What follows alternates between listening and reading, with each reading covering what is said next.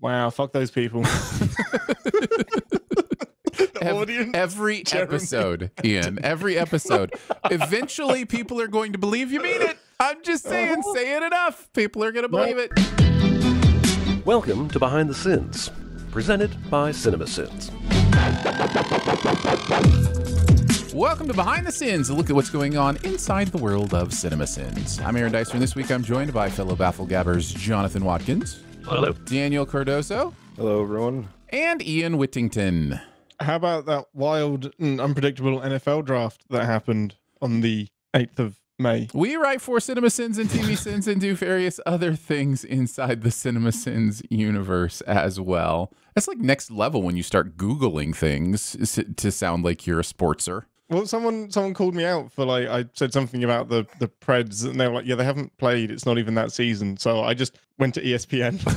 I'm just going to start reading the headlines to stay relevant. Yes. It is still NHL season, though, so they were not correct. It's just the Predators aren't still playing because they didn't make it to the playoffs. Yep. That'll be it. Yeah, I was going to say, like, I think the biggest, I could be wrong. This maybe just be my perspective, but I think the NBA playoffs are probably the biggest sports story right now, right? Like that's probably the biggest thing people are talking about in the sportsing world. I would guess. Everyone agrees. ESPN. Okay. Why isn't that at the top? I mean, either that or NHL. It's one of the two. If it's depends on what part of the country. If it's not just like NFL all the time, like year round, like a lot of people just feel like, oh, NFL's the only thing that matters. Like if it's not that, then it's the other. So, but I do think the NFL surprisingly does usually get as much news, if not more news, even when it's not on, as stuff that is actually in season. Yeah. Which is, welcome to America. Welcome to BTS as well. Listen, you have no right to complain, Ian. You're the one that brings us down this road. I didn't know we'd actually start talking about sports. Why not? You brought it up. You can't. If you bring up the weenus, we're going to talk about weenuses. If you bring up sports, we're going to talk about sports. So take a drink, everyone. Yep. They didn't know that was from the Outtakes until you said so. So All right, we're going to get back into it again this week. We are finishing off round 2 of the Battle of the Sins 2022.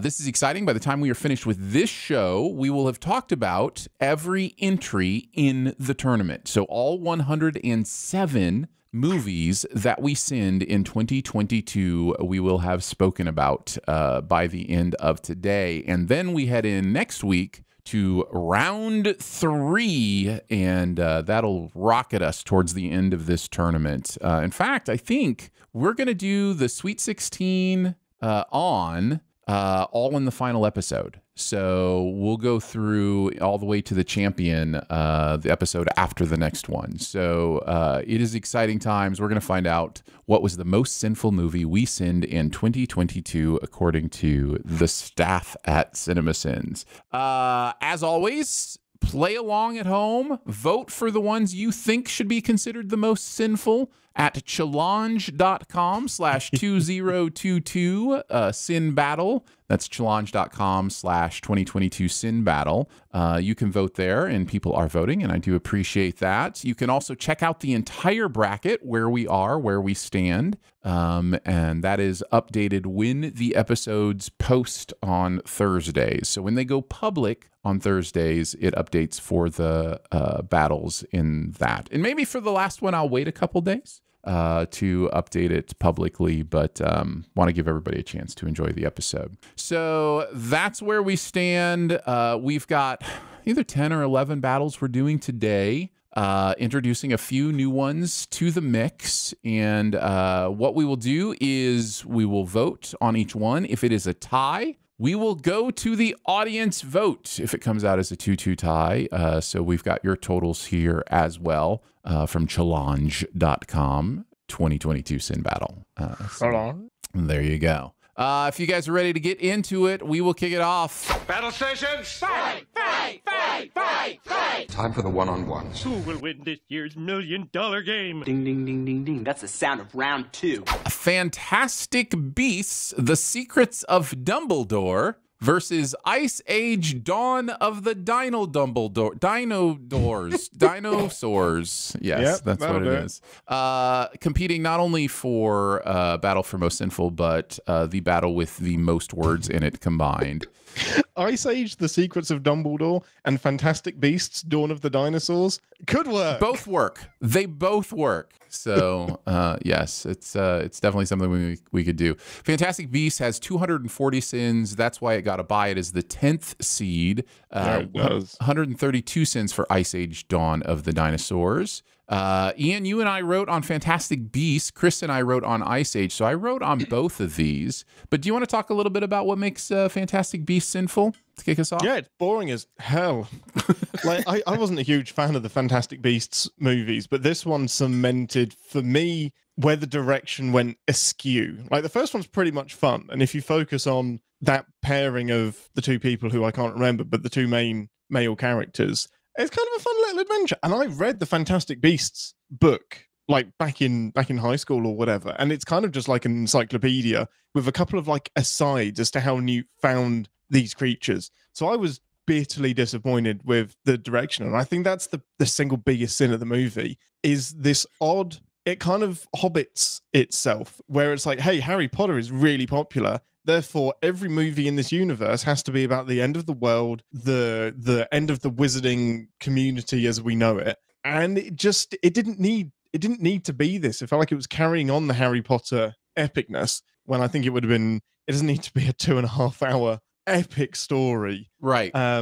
There's nothing really wrong with the individual performances for me. I just had no investment in the story. And it does have a lot of like the convoluted planning, overlapping plans, and that fucking briefcase. Dumbledore's plan with the briefcase is fucking insane. I was wondering when you were going to get to this. It just hit me just now. I was like, I know there's something wrong with this plan, and it's Dumbledore. He has, unless he is prescient, which means, and could be possible, but if he can see into the future, then there's a lot of other things he could have done other than manufacture who picks up these different briefcases that have the magic MacGuffin inside of it. And there is no way he can know who walks away with the right briefcase so that it turns up at the right time at the end of the movie, unless he just knows that's how the future plays out, which means he should be way more chill. So I switched off when we got to like the briefcase picking up nonsense. I was like, he knows more than I do in an unreasonable way. Yeah. Yeah, that's there's also the element of that there's the briefcase, like initial, like, okay, everybody pick a briefcase thing just makes no sense. Like there's no way to rig that to do what he wants to do. So, and that's the problem, because that's the crux of the plan. The plan is you cannot have a plan because the bad guy knows exactly, as soon as you make that decision, the villain will know where your plan is going to go. So you have to keep it completely random. But the problem is this was Dumbledore's plan all along. And it's you can't have a plan that isn't a plan, because if you are leaving it to random chance, there is a high likelihood that you're going to fail just by things being random. That's why we have plans. So it's so disappointing, because it's a clever idea that collapses in on itself within seconds. And Daniel, you look as confused as you should be. Yeah, I've not seen this movie, and that was the most confusing thing I've ever heard in terms of plot. That's only partially Ian's inability to communicate. That's only just a part of only the confusion. 10% of it. Yeah, just a very small part of it.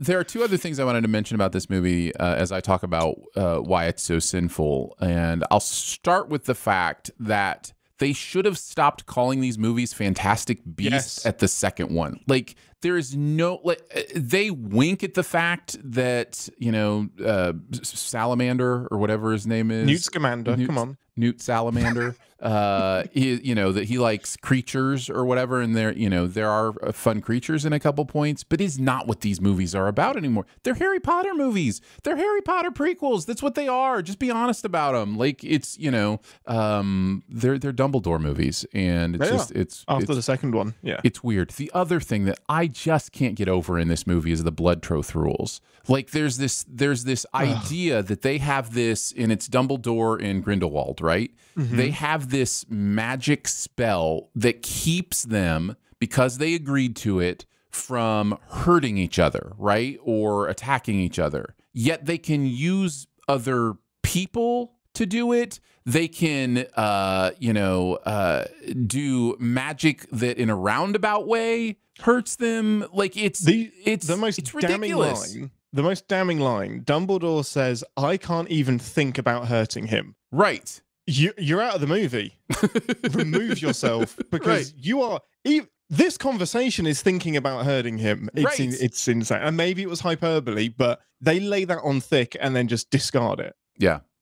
That was the one at the end where I think I said, because he was trying to figure out his way around the blood troth. And I think I said something like Albus is like the church kid who doesn't want to have premarital sex, but keeps trying to figure out if blowjobs are okay or not. Yes. Because that's what it felt like. It's just like, oh, I need that loophole. I need to figure a way around this. It's a very sinful movie. I also wrote on Ice Age Dawn of the Dinosaurs. We talked about that a little bit before, but just to kind of re-sum up, there's way too many things going on in this. I think the thing I'll focus on this time that I don't think I mentioned last time is just how ridiculous it is that this woolly mammoth is, walking on balancing rocks, and just the size of that creature. He should not be able to be doing all the lava surfing that he is doing in this movie. So yeah, but cartoons, come on, Aaron. Yes, indeed. All right, let's start with some. Aaron's the one that's picky about animated film. Indeed. With all his Pixar stuff behind him, it's not Ian by any means. No. Ian loves all animated films. Everything, animation and Adam Sandler movies. Flush Away. Count me in. Daniel, start off the conversation. What's your vote? This is difficult because I haven't seen either one of these. But from Ian's description, I'm picking Fantastic Beasts because that seemed to be the most confusing. One thing that when I was watching the video, like the whole mess with the suitcases, that was discussed. That is also of concern to me in this process with this story. Quick question: is this based on a book, or has this been made? That's a good question. Its own, because I'm not familiar with the franchise. To my knowledge, Fantastic Beasts, and I could be wrong, was an encyclopedia. It literally describes a ton of beasts in the Harry Potter universe, and it was collated by Newt Scamander. Yeah, it's like an in-universe tome that us Muggles can buy. Yeah, it's not based on anything. I see. It's not like a separate book, like a Harry Potter book. It's just like what Ian described. There are 3 Fantastic Beasts books. I'm looking at them now. Oh, they're just the screenplays to the movies. Yeah. That's cheating. That doesn't count. Come on. Although there is a world where Disney pulls that shit. The movie based on the screenplay of the movie. Or the movie book adaptation. That's Universal, though. Yeah, I'm just saying Disney will do that first before Universal. Yeah, I think the original encyclopedia kind of thing is the only actual original work. Yeah, I see. Okay. Yeah. Well, then I'm definitely sticking with Fantastic Beasts. But in watching the Ice Age video, I did notice that there's a Fantastic Beasts reference in Ice Age, Dawn of the Dinosaurs. I pulled up the scene here. It says, I know turtles can pull their head into their shell, but do they completely disappear? Because this shell is empty, and now I'm worried that these animals have strange powers, and I might accidentally be watching another Fantastic Beast movie. I wonder how closely together you send them. That's amazing. Well, they came out about 3 months apart. So really? Oh, the videos, not the movies. Oh, the videos. Yeah, I was gonna say the movies definitely didn't. And the Fantastic Beasts sitting happened 3 months after the Ice Age one. So interesting. Yeah, a little bit of predictive sinning going on there. That is hilarious. You know what? Honestly, anytime one Sins video mentions that they'd rather be doing the one they're doing than the other one's probably a good sign that the other one might win. Jonathan, what is your discussion and vote? I have not seen Fantastic Beast Origins Dumbledore. I've seen Ice Age. I've seen all the Ice Ages. I think that was one of those things where I learned why you need to have a security code on your streaming and cable, because your daughter may or may not buy a Ice Age combo pack digital. Oh no. Like $39.99. So I've seen those because, we owned them, so thought I should watch Might them. as well. But I can't imagine that Ice Age is more Cinnable. I mean, Ice Age's main thing is it's just kind of there. Like it's just not very original. It's just kind of copying what other things have done well. So it's got to be Fantastic Beasts, because I just don't understand this franchise, and I'm not upset that it's like probably done. I'm pretty tired of Harry Potter. Like when they announced that TV show, I was just like, are you kidding? But that's fine. Some people will enjoy it. I don't have to watch it, so I guess it's not that big of a deal. I don't know why I feel insulted, but I'm definitely gonna vote for Fantastic Beasts. All right, that is 2 votes for Fantastic Beasts. Ian, what about you? Yeah, no surprise. It's 100% the Secrets of Dinosaurs. The Secrets of Dinosaurs. I'm going to need a little clarity for the official votes. In Ice Age Origin Dinosaurs. Fantastic Beasts, The Secret of Dumbledore. It's going to be 4-0 on this. I am going with Fantastic Beasts: Secrets of Dumbledore as well. I want to reemphasize it's a lot closer than I think it sounds in our conversation here. It is not. That Ice Age movie is one of the worst Ice Age movies. It is 5 or 6 different shorts, Ice Age shorts, that are tried to combine into a feature-length film, and it's like Secret Life of Pets 2. Yes, exactly. It's like most animated sequels. That was like 3 episodes of a television series. It was the weirdest thing I've ever watched in my life. I forgot about that, about Dawn of the Dinosaurs. Yeah, it's definitely also, like that. I feel like I want to talk about how stupid these titles are, and I feel like now that like the majority of people just get their tickets before they get to the theater, like they just order them on an app. I feel like studios now feel like they can just name their movies whatever, because I would literally not go see these things in a theater if I had to go up to a ticket booth and ask for tickets to, Fantastic Beasts: Secrets of Dumbledore. I wouldn't do it. I'd be like, nope,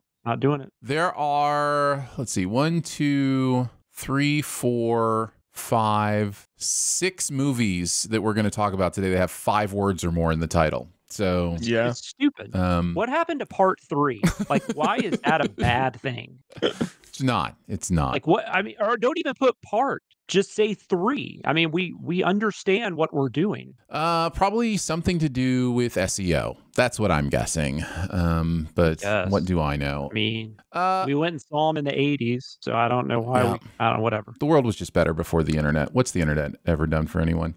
All right, so Fantastic Beasts will move on. The audience agrees 64% to 36% voted Fantastic Beasts was the more sinful movie.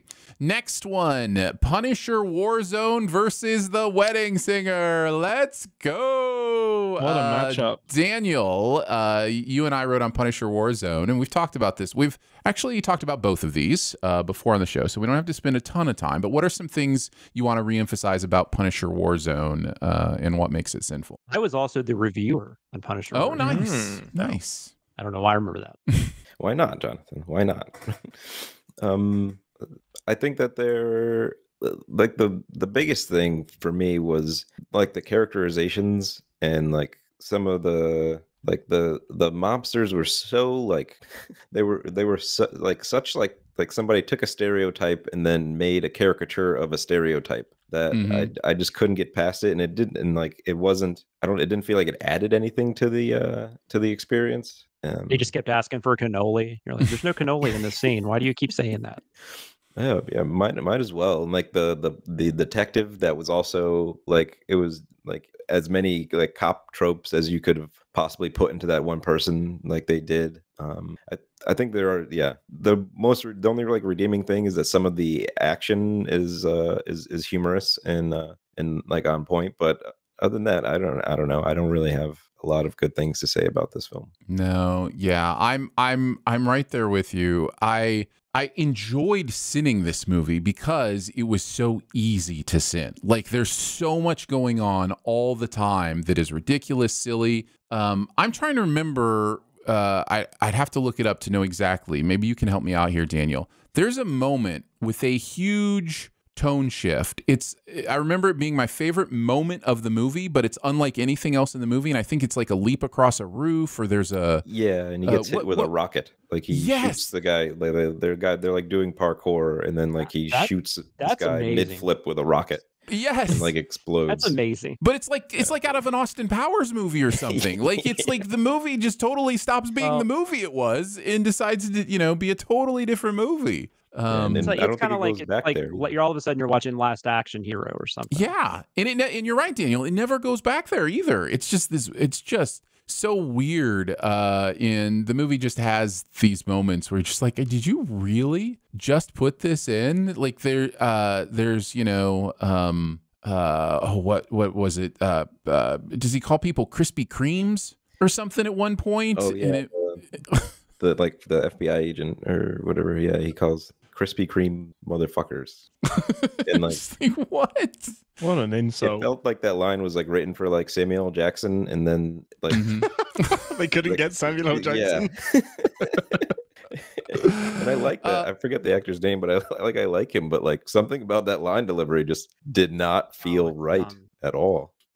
There's the moment where they're doing a slideshow and they do a zoom in on they do 3 or 4 consecutive slides that are zoomed in versions of the previous slide. It's just like, just start with a zoomed in slide. That's what you wanted to show. Why are we doing a zoom in a slideshow? Just stuff like that just made it really easy to send this movie. And of course it was fun to make Jeremy sing Chandelier. That was also really fun. Ian, tell us a little bit about why The Wedding Singer is, so remind us why The Wedding Singer is so sinful. Well, Adam Sandler made it to begin with. It's not the worst. Right, I'm going to do something surprising and I'm going to say something nice. It is not the worst Adam Sandler movie I've watched. There is... Not the smelliest turd at poop camp. Exactly. This is the funniest turd at poop camp. It does have some fun moments, but it is so hard for me to get past the cliche romancy-ness and just how empty, and correct me if I'm wrong, how empty Drew Barrymore's character is. Wait, there's Drew Barrymore, isn't it, in this one? Yes, it is. Like, this could be Drew Barrymore, Jennifer Aniston, Cameron Diaz. I have no idea. Yeah, just how just paint by numbers that character is, and some of the problematic jokes are still problematic. But I haven't seen Punisher Warzone. And I don't know if I'm supposed to be comparing them at this point in time, but I'm you're just talking about the one you wrote on a little bit. Just West Side Story, just The Wedding Singer. I have talked all I want to talk about. This movie. Fair enough. The jokes don't hit me. I think they're low hanging fruit. It has all of the tropes. It makes me mad. I cannot see through my own bias on The Wedding Singer. Yeah. Okay, Jonathan, since you didn't write on any of these, you get to kick us off with some discussion and your vote. Which is the more sinful movie, Punisher Warzone or The Wedding Singer? I mean, Punisher Warzone's not very good. It impresses me. Not impresses me. It's interesting to me that one has really developed a pretty rabid fan base. I think part of it is that it's a female director, which I think that's really cool, but it doesn't necessarily mean the movie's good. If the movie was like if all of the movie had the tone of that scene that you guys talked about with the rocket or whatever, I think it would have been amazing. I think it would have been a lot of fun. But it doesn't, and a lot of it's just kind of dreary, and it's kind of gross at times. I don't know. I can't get into it. But The Wedding Singer, I hate this movie. And I remember when it came out, and everybody fucking loved this movie. I still assume it probably has a pretty good reputation amongst the Adam Sandler films. I'm not a huge Adam Sandler fan in general. I mean, Adam Sandler movies, at least, other than some of those that he's kind of done that are a little different, like Uncut Gems and whatnot. But the main thing about The Wedding Singer that kills me is that, like, I hated this whole thing where this was one of the first movies I remember that did that 80s nostalgia thing where it didn't even give a shit when stuff actually happened in the 80s. It just threw everything together. So you've got like Freddy Krueger mask and Rubik's cubes, and it's not even real comedy. It's like, we're going to show you a Rubik's cube and somebody can't put it together, and that's funny. Or we're going to show a kid in a Freddy Krueger mask and, hey, remember Freddy Krueger? So it's The Wedding Singer and pretty easily for me, it's The Wedding Singer. Punisher Warzone is just kind of dumb. Wedding Singer for Jonathan is the more sinful movie. Daniel, why don't you go next? What do you think the more sinful movie of these two is? I'm gonna go with Punisher Warzone. As I agree with everything that John said about The Wedding Singer, but for me, I guess like The Wedding Singer sort of does seem like it fits into like the sort of Happy Madison universe that is like a bit strange in its own right. So and yeah. And I mean, very selfishly, I think I enjoyed The Wedding Singer more the first time I saw it in theater than I did Punisher Warzone, and I thought it was a more memorable film. So going with that. All right, Punisher Warzone, the more sinful movie from Daniel. Ian, where you landing? It's going to be Wedding Singer, which was a bit of a cheat because I haven't seen Punisher Warzone, but I like I said, I can't see through my own bias on this one. His movies offend me, and the fact that I have any fond memories about this one speaks volume. All right. I'm going to tie it up with voting Punisher Warzone, and it's not close, guys. It is not even close. Punisher Warzone is the more sinful movie of these two movies. Wow. The Wedding Singer may be the worst movie, but I'm not going by that. I think The Wedding Singer is way more simple. All right. I think for all that 80s nostalgia bullshit and the way it treats Drew Barrymore, not even just Drew Barrymore, the way it treats Christine Taylor. Yeah. I agree. I agree that those things are sinful, but it doesn't.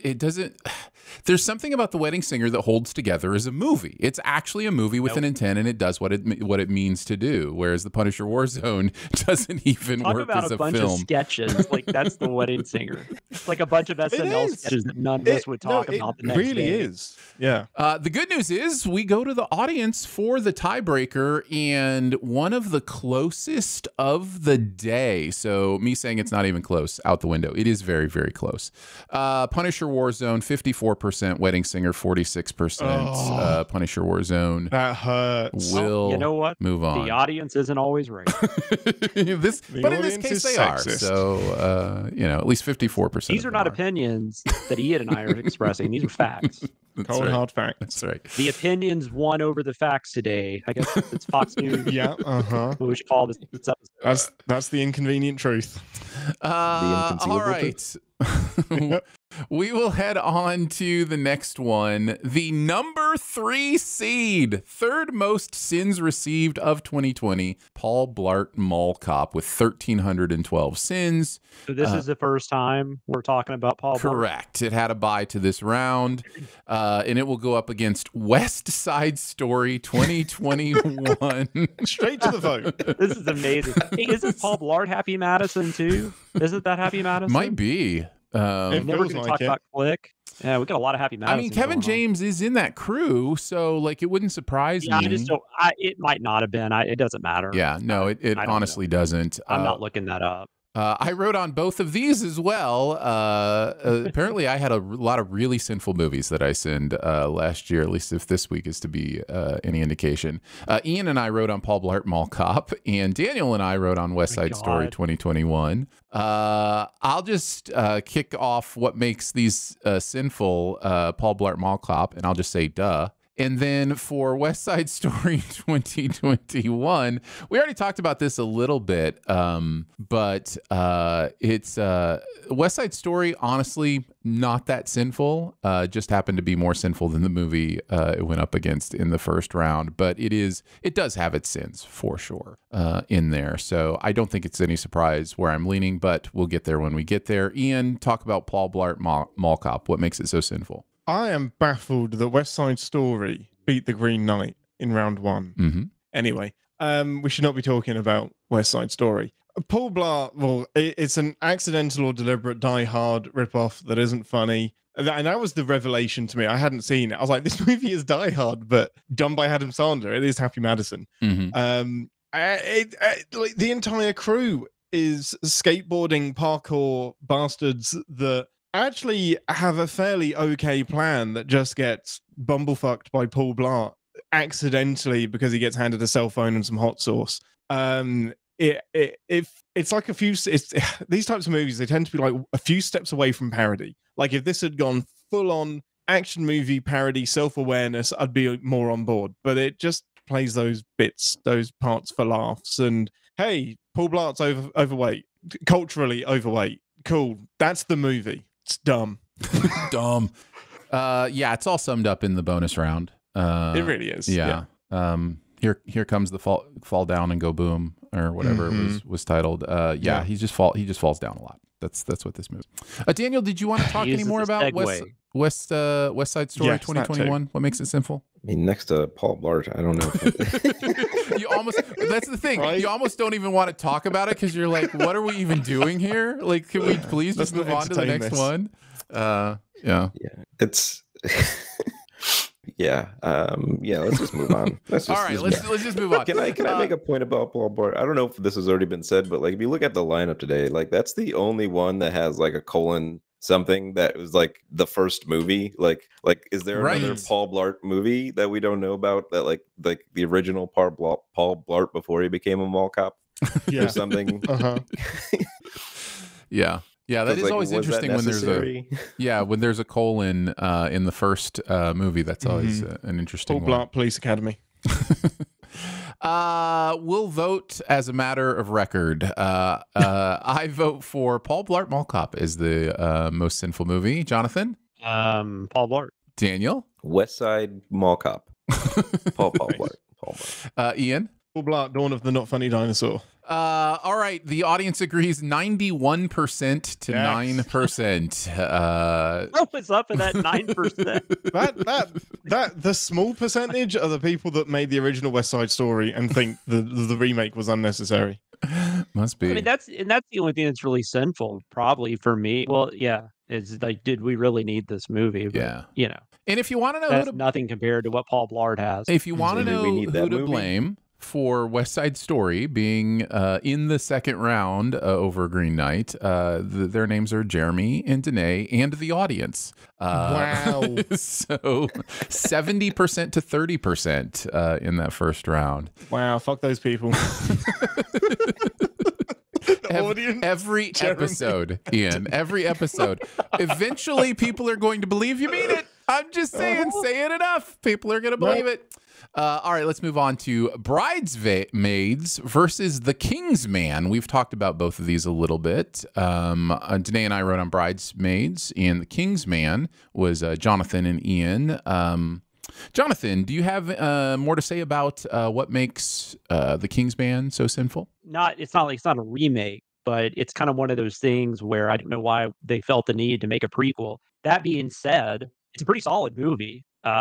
Even though it just feels kind of like it just feels odd for some reason, you know. I mean, as far as sins though, I mean, it was you know, there's some ridiculous action and stuff like that, but honestly, it didn't really, it's not super sinful in my opinion, other than once again, I just don't know why they made a prequel to The Kings, but I don't know why that made more sense than making a part 3, which I guess they're still trying to do, but that was my main takeaway from it.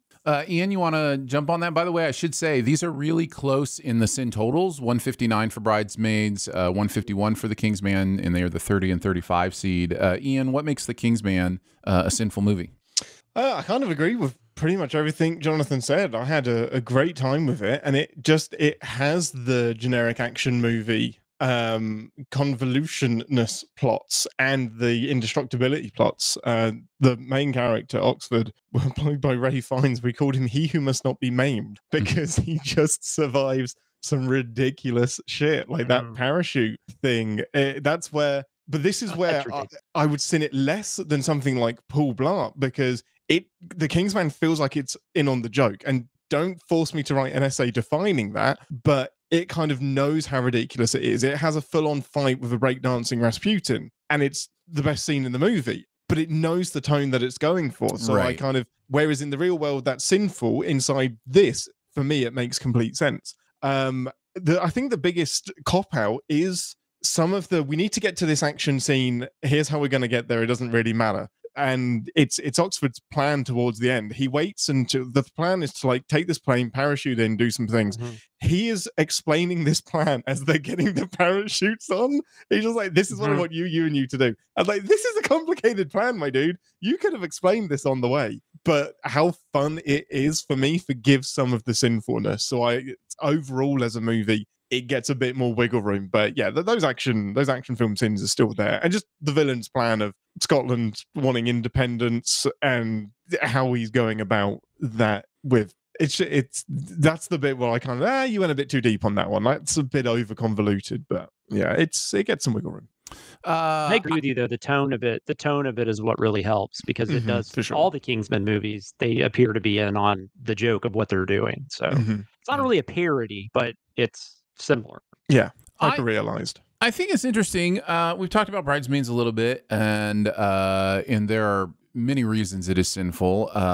I do think maybe of the staff I like Bridesmaids the most. Everybody seems to hate this movie, but I really think it's funny. I really genuinely think these women are funny, and they're funny together. Kristen Wiig always slays me.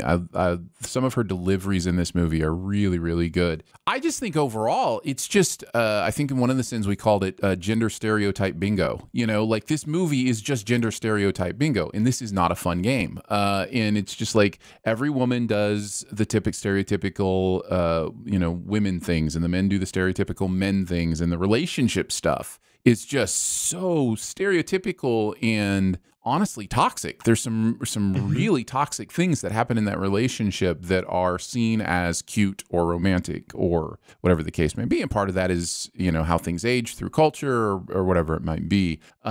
So I probably think this battle's a little closer than maybe you guys do. But Daniel, you get to kick us off with the voting and conversation. So what do you think? What do you vote for? Quick question on with the relationship in Bridesmaids. Are you referring to like her and Chris O'Dowd and that relationship? Yeah. Okay. Yeah. Okay. I mean, it's been a minute since I've seen this, so I feel like maybe I'm missing some of the things that haven't really aged very well. Well, it's mostly, I'm trying to remember the specifics, but there is let me see if I can find this in, but it has a lot to do with the way she treats their breakup / get back together or whatever. And I think there's a breakfast scene where it all kind of comes together, and it's really, really annoying. But let me see if I can find that. But go ahead and keep conversing. Yeah, just because the whole reason I was asking is because I thought in my memory of it that like a lot of the toxic things were like the joke that like this was like these things aren't right, or like this, like I guess I had viewed like some of the stereotype stuff as making fun of the stereotype itself, or at least in the attempt. So sure. I can see that. Yeah, I think that I remember overall enjoying the film, but I think in terms of a comedy, I didn't think it was that sinful. I mean, well, not necessarily more than Kingsman. I really didn't enjoy Kingsman, the Kingsman. I was kind of upset at the direction that they took that whole franchise. I guess I can't really I can't see Kingsman outside of without connecting it to the first two films. And the first one I enjoyed so much, and then the second one I didn't enjoy at all. And then this one felt like it was constantly trying to remind me of the other two films. Maybe not constantly, but a lot of it was like, I hate that with prequels when like it's sort of, I guess you would say like Easter eggs or whatever, but like the constant, like the hinting at the other properties or at the other films. Look at this thing that is the same but not quite developed yet. Here's the origins of this thing that you love from the first two. Yeah, so there is some of that. So I'll before you weigh in on your final vote, I will tell you I kind of found the series of sins here, and it revolves around the fact that their coming back together is precipitated by him buying her all the cake ingredients so she can make him a cake. An event in her life that was traumatic, and his solution that works, by the way, is let me reintroduce you to this trauma so you can serve me. So there's just this really weird thing that happens at the end that we have a series of sins where we talk about it. So yeah, I mean, you're skipping the part where he was like, I went out and got a bunch of stuff so you could drudge up old painful memories while working hard to make me one of those tasty cakes I used to like before your business failed. Now get to baking. But sure, what's wrong with you for not settling for a cute guy? So yeah, it's that kind of stuff that we pointed out. So there you go. Now you can make your educated vote. Fair enough. I don't know if this is educated. None of this could be defined as educated or important. Yes. I'm gonna vote Kingsman. All right. Still. Daniel votes for the Kingsman. Ian. It's Bridesmaids for me. Apologies to no one. Who's he apologizing to? Jonathan, what is your vote? By the way, I like Bridesmaids fine. I think like a lot of Judd Apatow, he didn't direct it, but he produced it. I think like a lot of his movies, they're usually a little too long, and they just kind of like, it's like they lose their way at times. And so that was like really my only issue with Bridesmaids. I actually have from what I remember, I have a different read on that scene that you guys send. Because I don't feel like the movie is at any time on his side. Well, it's on the relationship side. It's on his side in the fact that that the movie wants her to like him. The movie wants her to be with him. So in that way, I didn't read it that way. I just read it as he made a mistake. But it's been a minute since I've seen it, so I could be wrong. I think I'm going to go Bridesmaids. I mean, this isn't that far off though. But yeah, I think I'm going to go Bridesmaids. Yeah, it's interesting. I think this is pretty close. This is so close for me that I'm going to go Kingsman and let the audience decide on this one. So we will let the audience decide. Ian, I think you're the only one with a really strong opinion on this one. But you should ignore me. It all falls into the same Judd Apatow, Adam Sandler bucket of unfunny. Oh, I don't think Bridesmaids is not an Adam Sandler movie. I don't think Adam Sandler can make Bridesmaids on his best day. And I'm not saying Bridesmaids is great. I agree. Just mentally for me, I put them in the same bucket. I agree. Judd Apatow is a few notches above, but who's the director that's Paul? Is it Paul Feig? Of Bridesmaids? Bridesmaids. Yeah, that sounds right. Spy and is that right? Paul Feig. He did the Ghostbusters. Might just be Paul Feig that I don't like.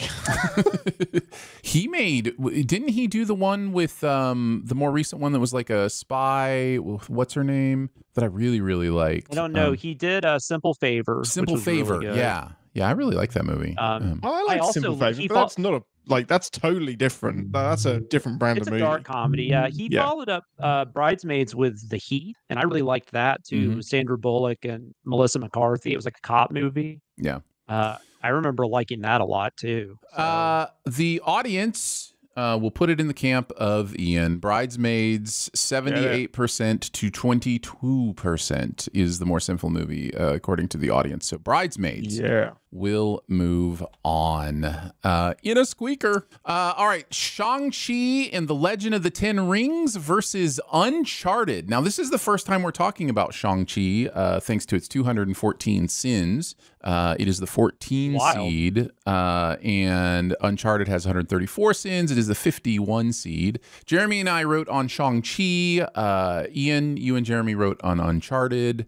We've talked a little bit about Uncharted. Do you have anything to add about what makes Uncharted so sinful? Fuck yeah. I do. I have so much. Go for it. Is not a debate. I actually have a sin here. I have one of the sins here that will knock out two other movies.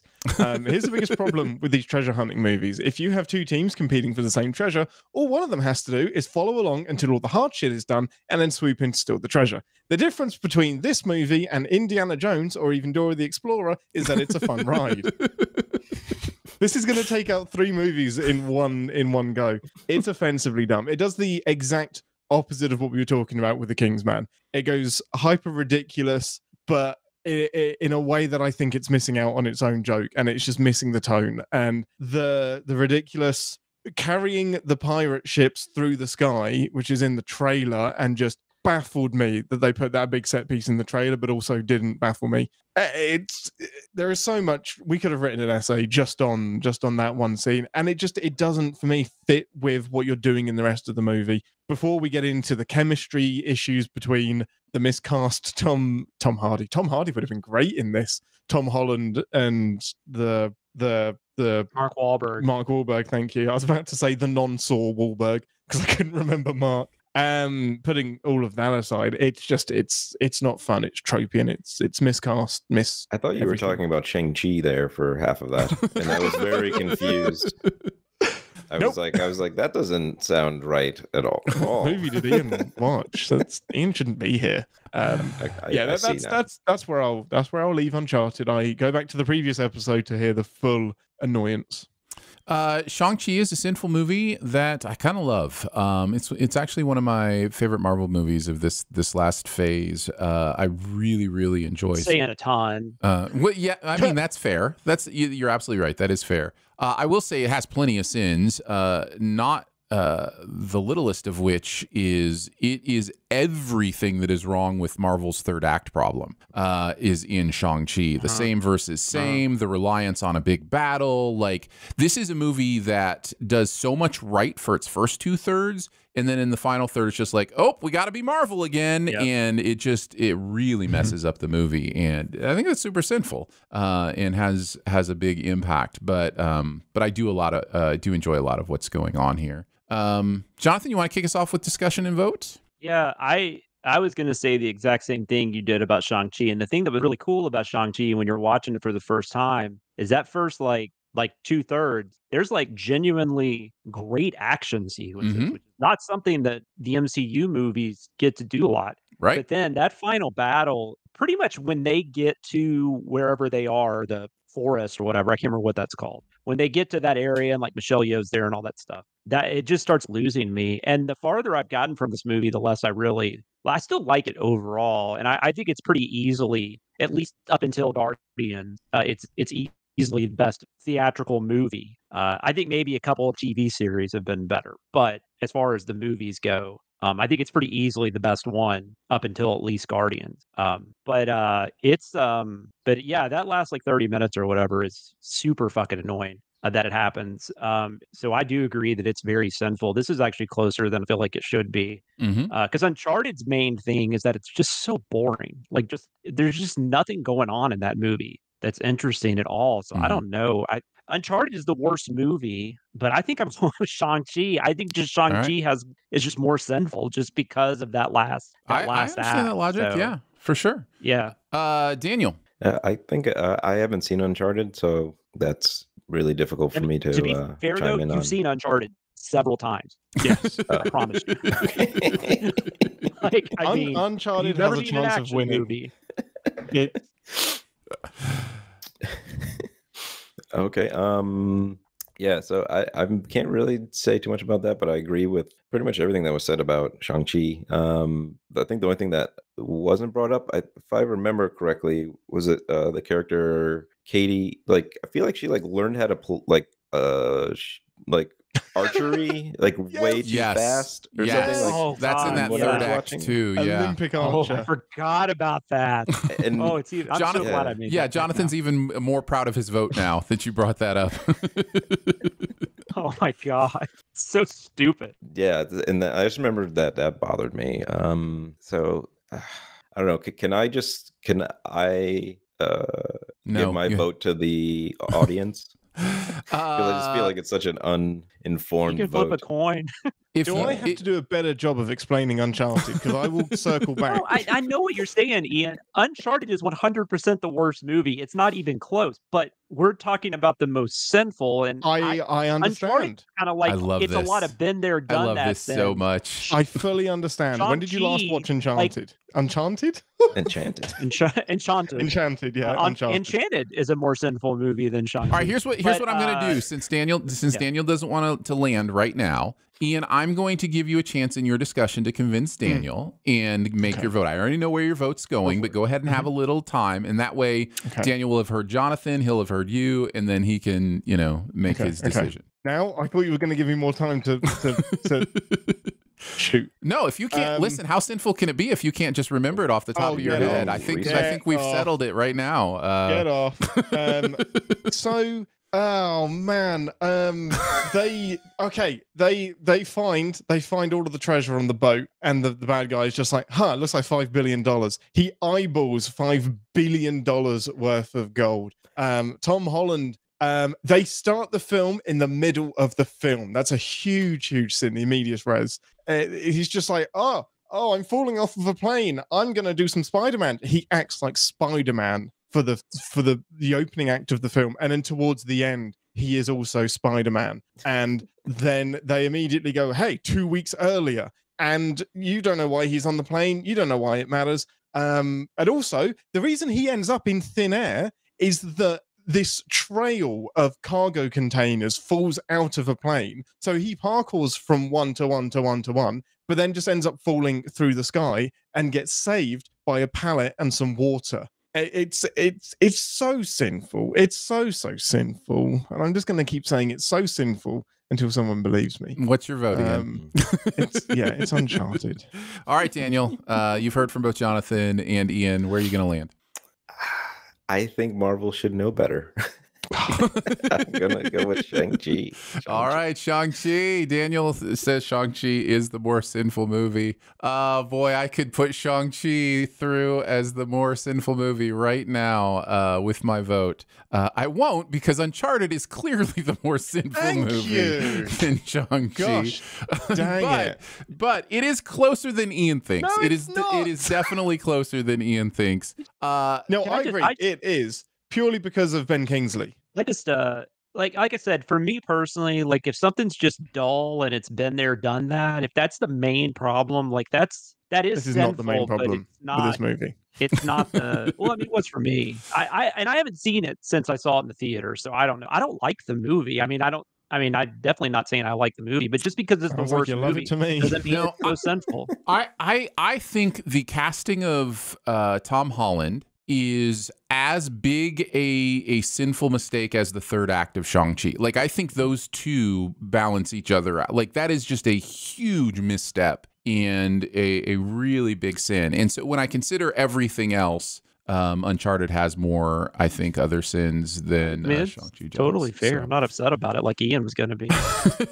Well, he's not going to be upset because the audience says 96% to 4% that Uncharted is the more sinful movie. Vindication. Stand corrected. So the audience does know what it's talking about. Nice. Yeah, in this case they do. So all right, let's move on to the next one. Indiana Jones and the Temple of Doom versus Sing 2. So Indiana Jones and the Temple of the Doom arrives here on a buy. Temple of the Doom. In the Temple of the Doom. I just wanted to give it one more word. So, yes, that arrives here with 184 sins in the 19 seed, and Sing 2 has 137 sins as the 46 seed. Jonathan, you and Chris wrote on Indiana Jones and the Temple of Doom. Talk about what makes it so sinful. I mean, Temple of Doom is just unfortunately one of those movies that becomes more problematic, I think. Every year it ages. The character of Willie Scott is, I don't know if it's the worst like female character ever put on screen or the most offensive like female character ever put on screen, but it's pretty damn close. I mean, she is just, and I hate that people gave Kate Capshaw such shit for that when it came out, because it is not her fault. There is no actress that could take that writing and do anything with it. I mean, it's such a pathetic character, and it just sucks, and it's really hard to watch. Also, the xenophobia, I don't know if it's xenophobia, but there's definitely they make fun basically of like other cultures, like customs like that. It was really interesting watching that dinner scene as an adult, where, you know, as a kid I was like, oh, that's gross, you know, they eat monkey brains, but as an adult I'm just like, so what if they eat monkey brains? Like, what is, I don't know, just like we're making fun of another culture. It just seems a little weird. The movie still kind of works, which is interesting. I mean, there's a lot of fun action. There's the minecart scene and stuff like that. I'm sorry, what is the actor's name who just won an Oscar for Everything Everywhere All at Once? Ki Hwan? Yeah. Yeah. I mean, I get why people think Short Round is a pretty like stereotypical and borderline racist character. I don't disagree, but he is actually quite good in it. Him and Harrison Ford have good chemistry. It's a movie that just doesn't really hold up well today. I still think it's better than Crystal Skulls, but I do like Last Crusade better now. Which when I was younger, I probably would have said Temple of Doom over Last Crusade. And there's still, like I said, there's a lot of fun stuff in it. There's a lot of fun action scenes and stuff like that. Plus Harrison Ford as Indiana Jones is always fun to watch. Oh, that was the other thing though. This is like, I mean, I guess Indiana Jones is kind of a dick anyways. I mean, I don't think that's like ever not shown in the movies, but he is like a huge dick in this movie, like to the point where it's really hard to root for him. So there's a lot of, as much fun as this movie can be, there are a ton of sins. And I haven't seen Sing 2, unfortunately. So I mean, I'm gonna need some selling on that one. Yeah.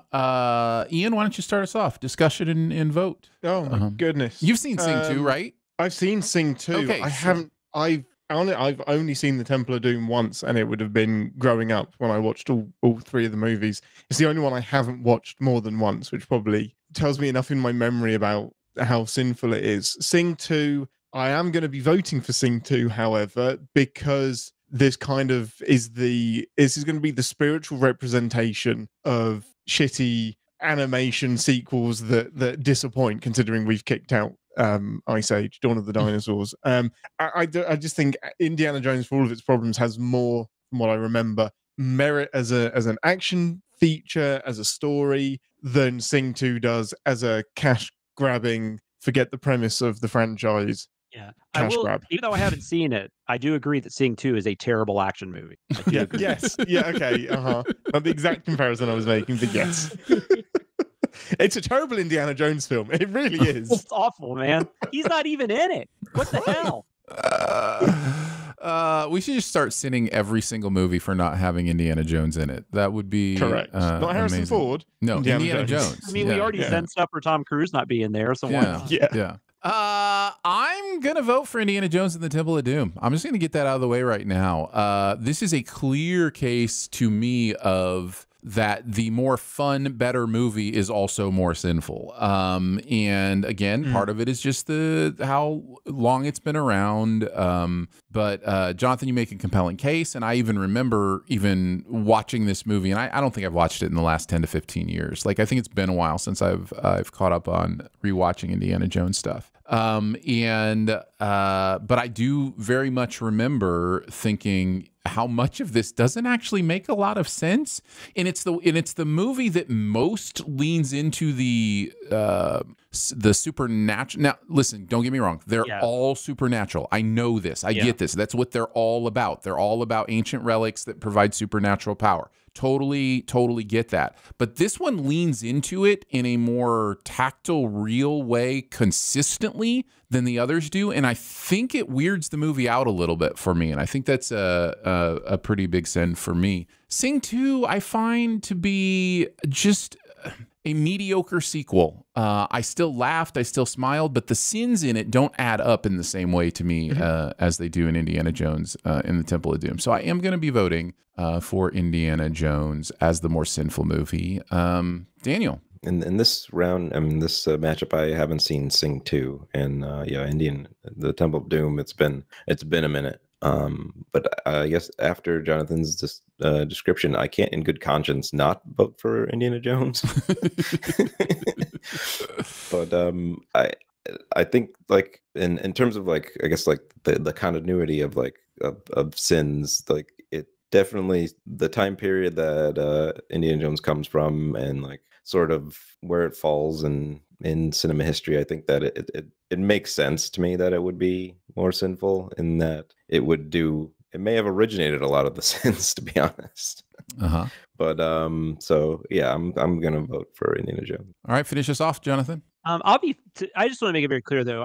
And I don't think you guys thought this, but I just want to make sure anybody listening, I do not by any means think like Spielberg and Lucas are racist or anything like that. I don't think that was the intent. Also, should be noted, the Indiana Jones movies, at least the first couple, are paying homage to the serials that George Lucas grew up watching in the theater. Right. And so a lot of the elements in those pop up in, the Indiana Jones movies. And if you watch those old serials, they do not hold up well as far as, culturally and, and all that kind of stuff.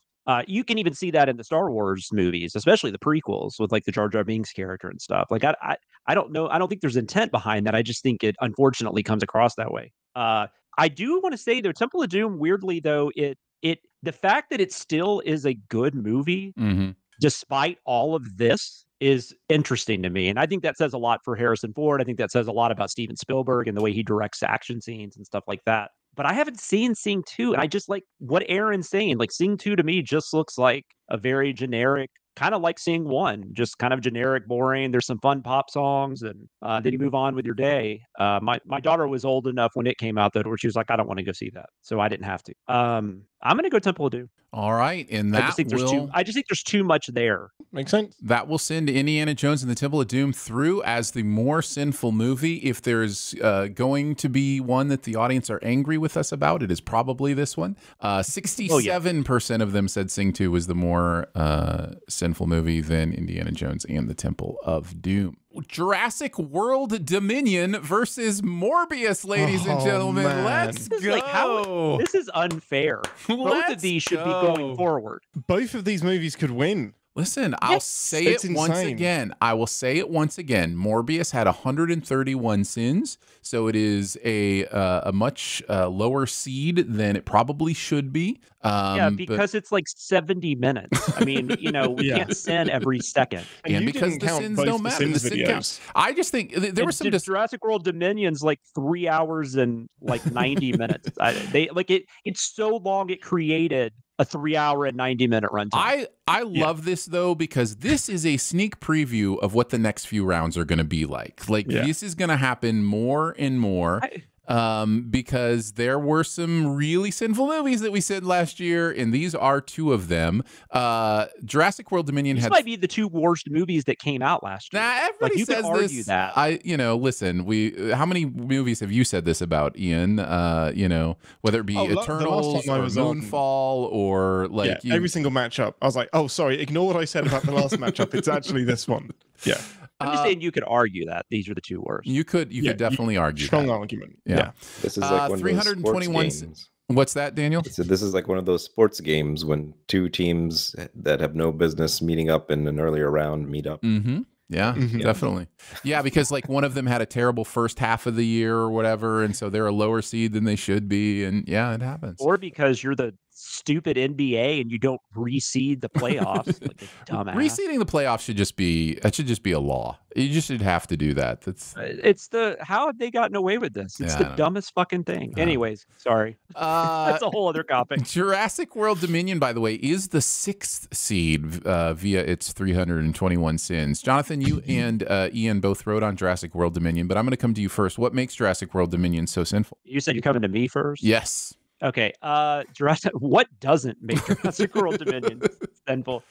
Maybe focusing on locusts instead of dinosaurs. Maybe that was a bad idea. Maybe it was a bad idea to promise to bring back the original crew and then like not even have everybody meet up until there's like 15 fucking minutes left in the movie. Dinos are out in the real world and we still end up on a goddamn island again. I mean, that is so terrible. How do you do that? How are you like the big deal with the last movie is dinosaurs are going to be in the real world? It's like, nope, we're all going back to an island again. And it's like not even that big of a deal to the real world. Like it starts up with those news reports and people are just like, oh, here's some dinosaurs. Well, I guess some dinosaurs live out back. I'm going to film my kid getting chased by one of these little raptors instead of helping them. Holy shit. I'm trying to think of something positive. I mean, the action scene at the whatever the auction or the dino fights or whatever when they're running the velociraptors are chasing them on the motorcycles and stuff. There's some fun stuff in that. That's about it. I can't say anything else nice. I disagree on that. This is one of the worst. This is one of the worst like studio films I've ever seen. Like it's legit. That bad. It's kind of amazing. 2022 wasn't a terrible year by any means, but some of the worst movies I've ever seen were released in 2022, and this was one of them. Ian, continue with any extra thoughts you have on what makes Jurassic World Dominion so sinful. Oh boy, I mean, Jonathan's opening to this video is incredible. A name of a C comes on screen, I forget which, but the sin is just in case you confused it with your mum's C, which is 80 miles west of fuck you for making this movie. Kind of summed it up for me. It's this classic kind of legacy sequel thing where you wait till the second or third movie to bring back all of the people. I don't know, maybe they were waiting to see if it was going to be a success, maybe they were waiting for a big enough paycheck, but you bring everyone back and it's kind of the building blocks are there to be fun, but they do nothing with these people. It feels like nobody wants to really be there. And just Big Pharma. like, let's make the villain Big Pharma instead of something interesting. And all of the rights went to this one big company. And it just, I think one of the biggest sins is the missed opportunity of playing with the actors that we love from the original trilogy, and the first one in particular, and clinging on to the bits I could not give a shit about from Fallen Kingdom and the first one, Jurassic World. Missed opportunity, generic action, generic hyper-billionaire villain that is in every movie post 2020, and long as fucking sin. Just so damn long. I got fed up of my own writing. That's how long this movie is. Like, I hate the way I write because I've been writing this movie for so Listen, if you know long. anything about Ian's ego, you know that's a big deal that he got fed up with his own writing, right? Wow. Thank you, Aaron. No, I'm stating what you're saying when you say that. I'm trying to make you hear what you're saying. No, I get it. I heard it. Send Campbell Scott like trying to mimic Matthew Modine from Stranger Things or something? Like he had Matthew Modine hold his beer or something. Like it felt like it. Well, Jonathan, you now have the unenviable task of also telling us why Morbius is so sinful before we decide which of these is more sinful. Morbius just feels like a movie that was like heavily, I don't know all the backstory behind it, but watching it, it felt like a movie that was heavily tampered with. Like it almost doesn't even feel like an actual movie, which is never good. At least it was only like 75, 80 minutes. I mean, that alone might get it to be safe from now on. For some reason, that giant cage with all the bats in it in the middle of the laboratory really bugged me, because it was like he keeps telling people about plausible deniability, and it's like you've got a fucking like bat aviary in the middle of your laboratory. It's like you're not really hiding this shit very well. Jeremy, I didn't even think about this when I watched it, but Jeremy said the fact that, like, why did the vampire bats turn him into a vampire? Are vampires even a thing like in this world? It's just so weird. It's like because vampire bats obviously are an actual species of bat, but like vampires, I hope, don't exist. So I don't know. That was really dumb. Fucking idiot cops. I hate idiot cops. Like that's just such an annoying thing in horror movies and action movies and stuff like that. He's like, the idea that the other thing that's funny is they make this whole deal about like he's being like falsely accused of murder when actually he did murder quite a few people. So it's like, even if you didn't murder these people, like, you murdered a lot of people. He murdered everyone on that ship at the beginning, and it's just like, it's fine. You know, I don't see why I should be in trouble for that. Yeah, it's really bad. I don't know that it's as bad as Jurassic World, but it's really bad. And it's really sinful. All right. So Daniel, you're going to start this nonsense. What is the more sinful movie between Morbius and Jurassic World Dominion? I did not see Jurassic World Dominion because I checked out of the Jurassic franchise a while back. Jurassic World Park? Yeah. So yeah. So I didn't have any desire to see this. And it sounds like wild to me that it's worse than Morbius after seeing Morbius. Like that sounds completely wild. One question I would ask is because I personally had some issues like with the CGI use in Morbius, like some of the like bat stuff when he's flying through the air. Like didn't work for me. How would you match that up against like what they did in terms of effects with Jurassic World? I mean, Jurassic World probably has better effects. Jurassic World probably also has like $100 million more of a budget, though. So I don't know. Maybe that doesn't factor in. But Jurassic World definitely has the better effects. I don't recall anything just being ridiculous looking like it was in Morbius. Fair enough. No, I'd agree with that. That being said, I'm still going to vote for Jurassic World because it's sort of, this movie exists for me. That's sort of the biggest sin. All right. So Daniel goes with Jurassic World Dominion as the more sinful movie. I don't think there's I don't think anybody's a winner today. This is we all lost, including us four. Including and especially us four. Man, I think we're underselling how sinful Morbius is. It is. I mentioned a bunch of stuff. No, you did. You absolutely did. I just think this is one of those things where it's like I'm now not counting how sinful the movie is. I'm counting the parts that aren't sinful. You know, like I'm going, okay, both of these movies are such a high percentage of sin that I'm like, well, which has the higher percentage of not sin? What's redeeming? What minor redemptive qualities are there? And like Morbius has Matt Smith, and that's like it. That's like it. Like everything else about that movie is sinful, other than Matt Smith, in my opinion. Jurassic World Dominion, I think, has a little bit more. I think there are some scenes that aren't, that are interesting visually and those kind of things. I do like seeing getting the old team back together. Like that's interesting to me. I think it's completely bungled. Like I don't think they do anything with it, and it becomes just they're almost cameos rather than actually being an active part. But I do like those things. So yeah, I'm gonna go with Morbius as the more sinful movie here. That's gonna be my vote. Let's see, Ian, why don't you go next? This ended up being not quite as close as I had anticipated, and maybe I did try to account for the bias of I wrote on Dominion and didn't write on Morbius, but I think there's a possibility in the next 10 to 15 years we look back on Morbius more kindly than we are right now. I think it has a chance of aging better, still not being good. I think Dominion will always be a steaming turd of a missed opportunity. And just that freaking romance between Sam Neill and Laura Dern's characters, that just my vote is Dominion. It is Jurassic World Dominion.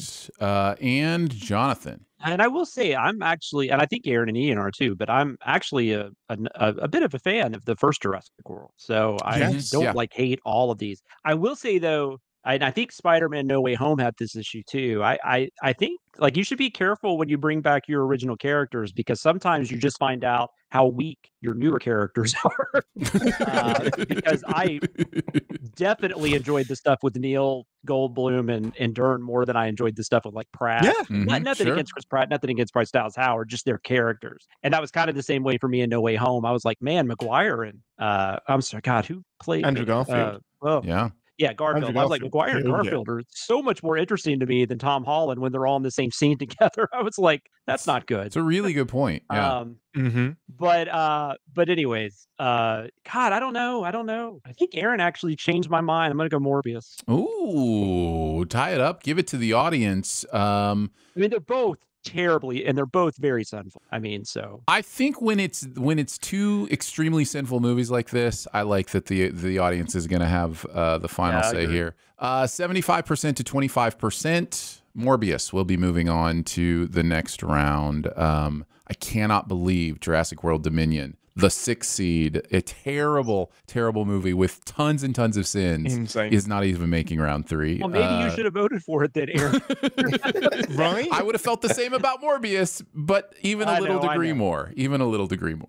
No, that was a Celtics Sixers series all the way. That's right. That hurts. That's right. All right, so Morbius will move on to the next round. Sonic the Hedgehog 2 versus Click is next. We've talked about both of these a little bit. Ian, you wrote with Jeremy on Click, so do you have anything you want to remind us about what makes Click so sinful? Nothing feels important now. nothing feels relevant or worth talking about after that last round.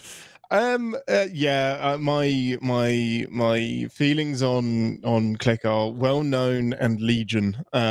They deliberately or otherwise, the biggest sin is making him the hero of this story. Of isn't it hard to be like? And I think it is deliberately making this point. Isn't it hard to be me? Isn't it hard to be the dad that's never listened to, always gets misunderstood? And it kind of feels like a Christmas Carol, but without any of the lessons learned by the end of the movie, and just laughing at the expense of stereotypes and cliches and tropes.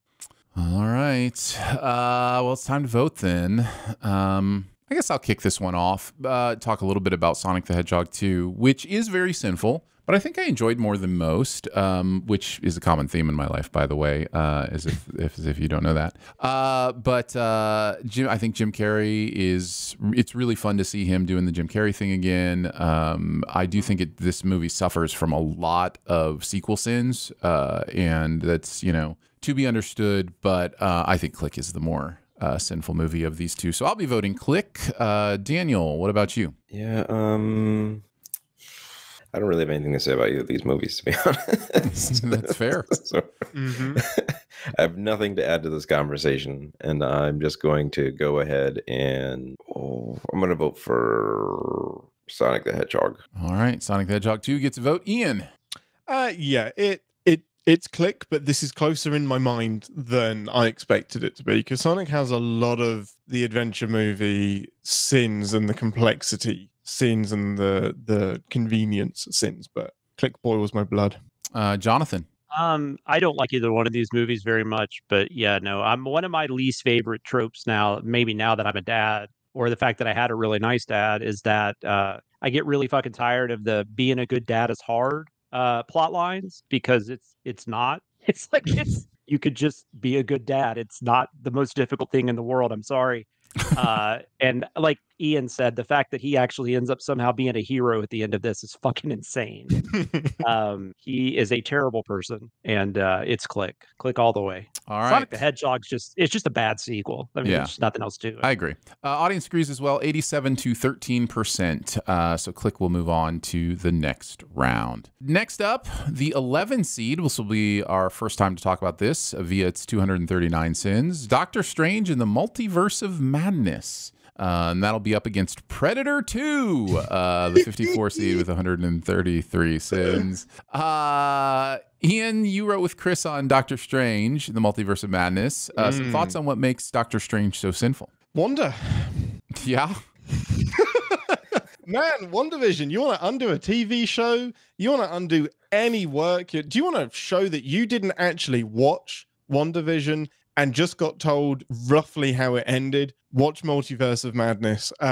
They do her dirty, and I think it's going to age poorly in the overall pantheon of Marvel. I actually really love Doctor Strange in this movie. I kind of love a lot about what they're doing with multiverse things. I think a lot of the sins do come from it being part of the MCU, because it had to fit into a couple of different boxes. Most paradoxically of all is that it had to deal with coming after No Way Home, when it was meant to be released before No Way Home. And that it adds on a whole other dimension of sins for me. It's got the classic stuff of Doctor Strange putting Jane, whatever his love interest's name is, in harm's way in ways that he really, really shouldn't. And introducing the sin that sums this up for me is the Christmas present sin, where we talk about like the kids getting every single Christmas present that they could have ever possibly wanted.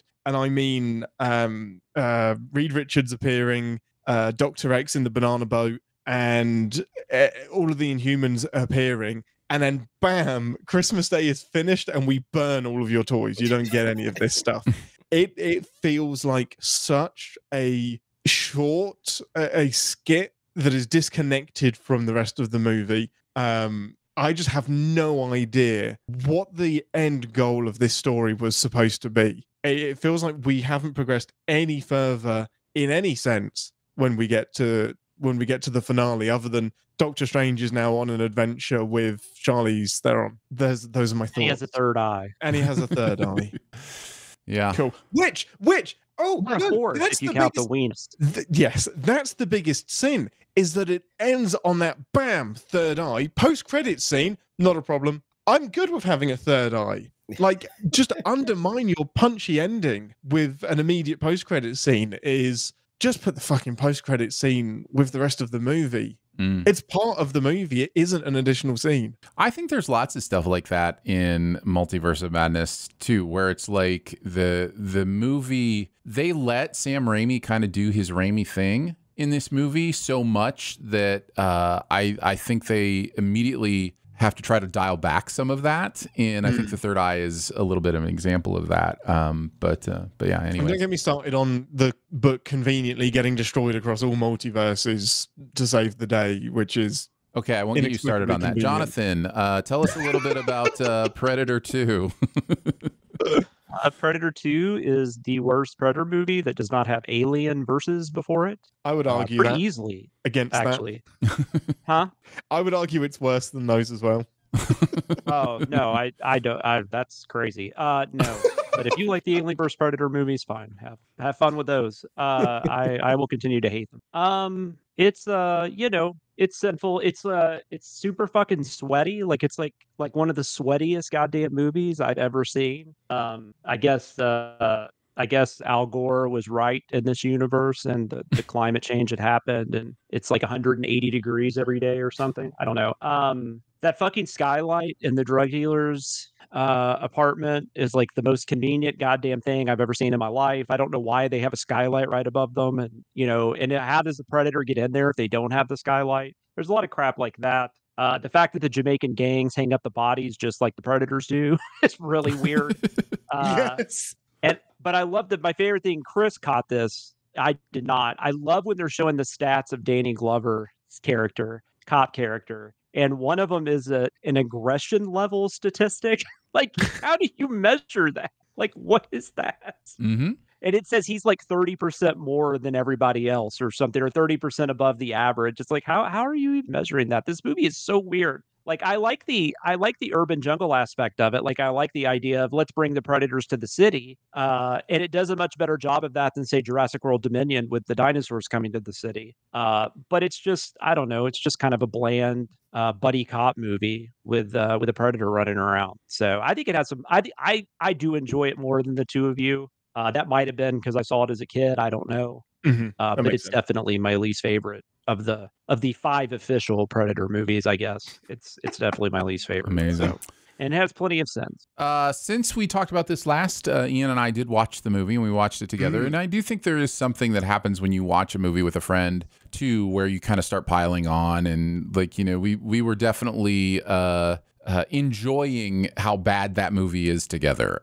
So I understand that kind of thing can happen. I'll kick off the voting and just say, despite all that bias of watching together, I don't see a world in which I vote Doctor Strange is more sinful than Predator 2.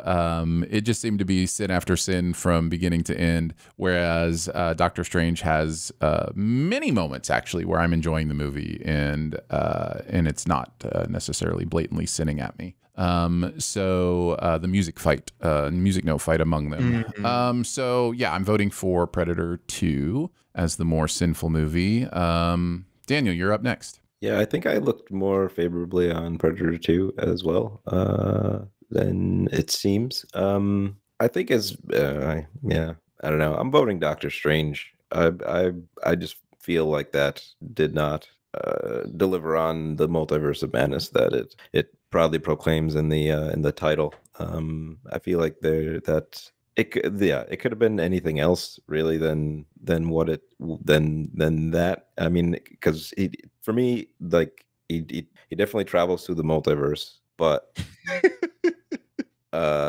in terms of like everything that like could be versus what it is, I don't see that. And then I think that the villain, I think that in Predator 2, like the villain makes sense, and I don't think that the villain makes sense in Doctor Strange. So yeah, I'm going with Doctor Strange. All right, Daniel votes for Doctor Strange. Jonathan, what is your vote? I didn't say anything about Doctor Strange. I really hated that movie. I have not seen it since the theater, but I cannot stand that movie at all. I genuinely thought about walking out a couple times. But I mean, there's no stopping what can't be stopped. There's no stopping what can't be killed. So I would watch Predator 2. I would watch Predator 2 any day of the week over Doctor Strange, but I'm still think Predator 2 probably is the more sinful. Doctor Strange is just, I don't know, it's just nothing to me. So you mean Predator nothing 2. To me. Ian, finish off the voting. Well, to quote a better Predator film, whoever wins, we lose. Predator 2, the tagline from Alien versus Predator.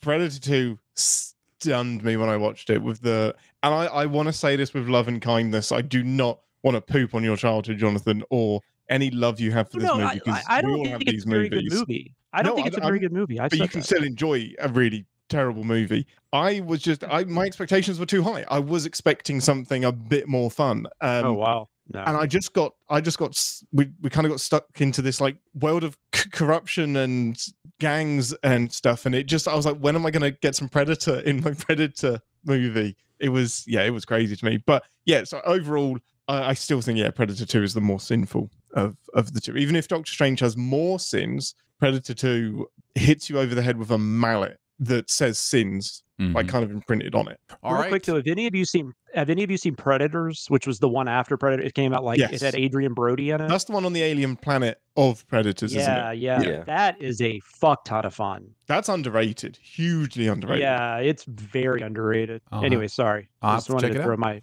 70 to 30% the audience agrees Predator 2 is the more sinful movie. It will be moving on. Our final battle of the day is The Matrix Resurrections versus Star Trek IV: The Voyage Home. That's amazing. Jeremy and I are writing on Matrix Resurrections. It is the favorite with 180 sins in the 22 seed. Jeremy and Ian writing on Star Trek IV: The Voyage Home. We've talked about both of these a little bit before. I'll just say to reemphasize the Matrix Resurrections, sinfulness is basically in the fact that it is such a sinful movie that there is a large portion of people who believe it was intentionally made to be bad. And that alone speaks volumes, I think. That volumes. Says so much. Ian, do you have anything you want to add about The Voyage Home? Man, this is a hard comparison because the tones are so different. The sinfulness, Voyage Home is silly sinfulness. Matrix Resurrections is fundamental universe-altering sinfulness. So no, I don't have anything I want to add other than I genuinely haven't decided which way this is going yet for me. Jonathan, time for you to decide. Debate and give your vote. I mean, that Matrix Resurrections. I mean, if you like Matrix Resurrections, great. I mean, I'm not knocking that by any means, but I just think it's weird. Like you're going to defend, not you guys. I'm saying just in general, like in general consensus of the positive aspects of that movie seem to be like their defense seems to be, well, it's supposed to be like that. You know, it's that way on purpose, like Aaron said. And then I'm just thinking, well, I don't like it on purpose then because I didn't get it. Like, and it was interesting too, because the first like 20 or 30 minutes or something, I was like, man, this is really cool. And then everything just goes to shit. I mean, it's like insane. It's like it just fucking like hits you over the head with an iron or something, like after the cool like 20 or 30 minutes it opens. Star Trek 4, I'll be honest, I actually have not seen that in a while, but I have fond memories of it. It was my first I think it was my first theatrical Star Trek. But that's a really fun movie. Like Ian said, I think the sins for that movie are more of a fun nature. I mean, it's definitely got sense, but I don't think there's a competition here. I think it's got to be Matrix Resurrections. Matrix Resurrections could easily win this because it's going to be hard, going up against anything. It's super sinful. Daniel, you're next. Along the same lines of what Jonathan was saying about the first like 20-30 minutes of the Matrix Resurrections, it somehow feels like a smarter movie than like the rest of the movie. Like there's something very philosophical and like sort of going on that it kind of feels like it abandons. And to me, I think that Matrix Resurrections confuses me about the entire franchise, whereas Star Trek 4 does not have that effect on me. It's fair. So I don't know. I feel like Resurrections breaks the Matrix a bit more than the Voyage Home breaks Star Trek. Right. So I'm voting the Matrix. It was the highest grossing Star Trek film, right, for a long time. I think that's right. Yeah, it was a franchise saver to some degree until 89. And no one can say that about Matrix Resurrections. Did not save the franchise. Anyway, TBC, but I think that's fair. Ian, what is your vote? Yeah, I had to sit with this for a little bit, but it is the Matrix Resurrections. That is my vote. Star Trek is The Voyage Home is sinful, but harmlessly self-aware-ingly sinful. And the fact that we don't know if the Matrix is self-aware or not you're right. It speaks volumes. Yeah, I'll make it a sweep. Matrix Resurrections is the more sinful movie. The audience agrees 75% to 25%. So there you go. I find a couple things interesting today. We had 30% of our discussions went to the audience for a tiebreak. That's definitely Nice. Something we haven't seen before. And only 30% of our discussions were unanimous. So there were lots of good debate today. I think you're going to see that continue as we now head into round 3. So we are definitely whittling down the most sinful of the most sinful. So excited to get into some of those conversations in the next round. Thank you so much for hanging out with us today. It's going to wrap it up for Behind the Sins this week. Don't forget to make sure you're subscribed. Go ahead and leave a comment or rating as well. You can hang out with us on Twitter. We're at CinemaSinsBTS. So for Jonathan Watkins, Daniel Cardoso, Ian Whittington, and Ian's never-ending love for Morbius, and myself, we will see you next time. That was not the takeaway. Thanks for listening. Send any feedback to bts@cinemasins.com and be sure to subscribe, rate, and comment. Find more ways to connect by visiting cinemasins.com/BTS. It's better than what happened the time before when I stepped into your vehicle. Which is the little like door latch on the Jeep, which juts out. I'm just gonna say 5 inches. You know, just. Oh yeah, maybe a unavoidable, foot and a half. unavoidable. Caught in my shorts and absolutely just ripped like the left side of my shorts off. So, which if you know anything about my choice of sartorial undergarments, you may know would be an embarrassing situation if it happened in public. He said he could no longer proceed with the journey before changing his pants. And as he walked back to his house, I realized why. That's right. That's right.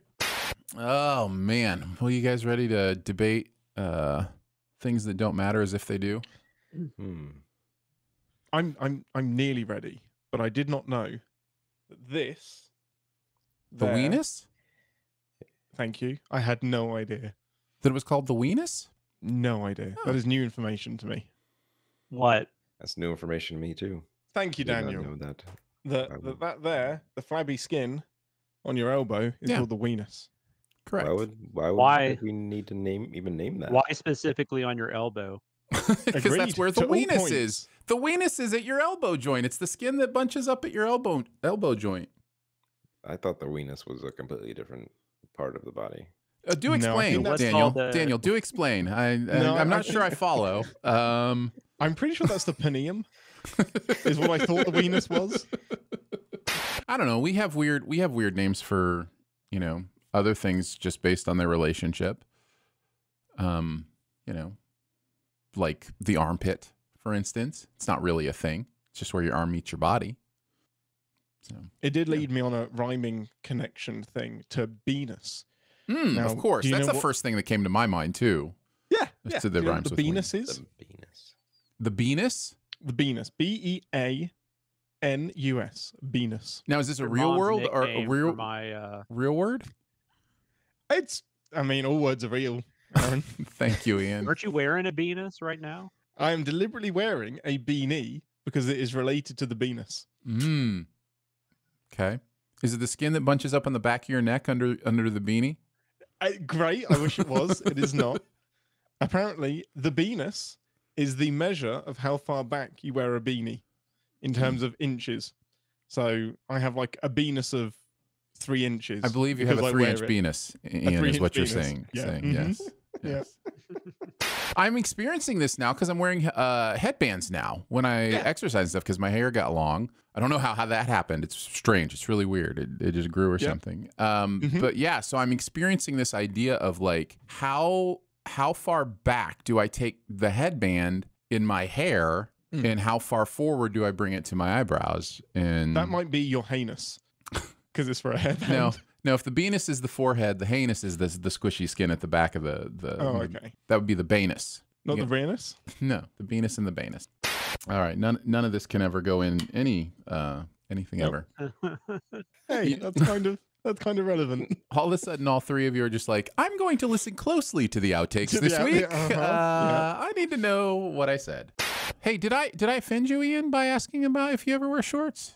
No, not at all. No. See, I have this issue. I jump into conversations. Oh, you do, and backwards. And backwards to conversation. It could be a conversation we had a month ago, and I will just say something, continuing that conversation as if the person knows where my brain is at. It's a really weird habit I have. It's the best kind of brain training I've ever sorry. had, because like it challenges my brain to like, okay, make the connections. Where is he? But yeah, I used to wear jeans like all summer. Yeah. Well, in England, to be Except fair, for like to the pool. Like I wasn't wearing jeans to the pool. Yeah. But Yeah. like just out and about. England, to be fair, only has a few days where they would come in handy, right? Like it's fairly overcast and. I mean, you still get people that wear shorts all year round and sandals because those people just are. They exist. They Sure. permeate every country. Those people. Oh yeah, no, you But- see that here. I mean, I see people wear shorts winter. Yeah. But They're me- probably like from Michigan or something. I didn't mean that mean, by the way. We have a lot of people Yeah, from Michigan Aaron. here. just single out a state.